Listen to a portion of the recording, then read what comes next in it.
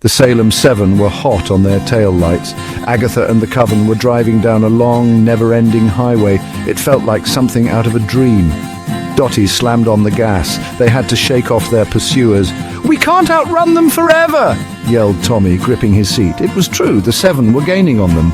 They needed a miracle. And fast. "Look!" shrieked Lilia, pointing out the window. A glint of metal flashed in the sun. It was a pile of scrap metal by the side of the road. "Those are broomsticks?" Travis asked, incredulously. "Those are our tickets out of here," said Agatha, with a determined glint in her eye. They pulled over and quickly assembled makeshift brooms from the scrap metal, a skill passed down through generations of witches. The wind whipped through Agatha's hair as they soared into the sky, leaving the Salem Seven far below.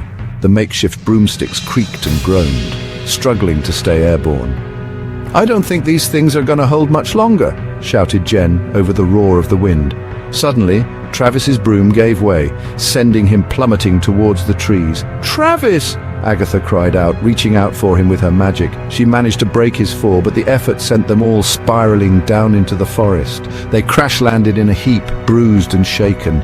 "Where are we?" asked Dottie, looking around at the unfamiliar surroundings. They were in a clearing, surrounded by tall trees. In the center stood a dilapidated cabin, its paint peeling and windows boarded up. It looked like something out of a horror movie. "Only one way to find out," said Agatha, and she cautiously approached the cabin. The cabin was eerily quiet. Cobwebs hung from every corner, and the air was thick with the smell of dust. The only sound was the creaking of the floorboards beneath their feet. "This place is giving me the creeps," whispered Lilia, clutching Agatha's arm. They found themselves in a dusty living room, frozen in time. An old record player sat on a shelf, next to a stack of vinyl records. A boombox lay on its side, its cassette tape long since unwound. Agatha's eyes fell upon a Ouija board resting on a table. Maybe they could use it to contact someone, anyone, for help. The planchette moved slowly at first, then with increasing speed. It spelled out a name, Ivanora.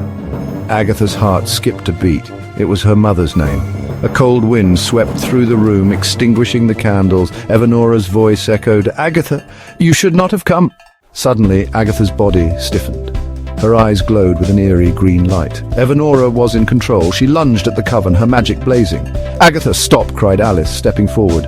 She tried to reason with Ivanora, to appeal to the mother she once knew, but it was no use. Ivanora blasted Alice with a powerful surge of energy. As Alice crumpled to the ground, Agatha's form flickered. Her own consciousness fought back, trying to regain control. For a fleeting moment, Agatha was herself again. "Alice!" she cried, rushing to her side. But it was too late. Alice's light had faded.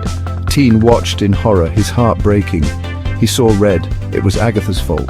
Lilia and Jen tried to restrain him, to calm him down, but he was beyond reason. Power surged through him, raw and untamed. A crimson glow enveloped him, and a headwear eerily similar to the Scarlet Witch's materialized on his head. They all watched in terror. Teen had snapped.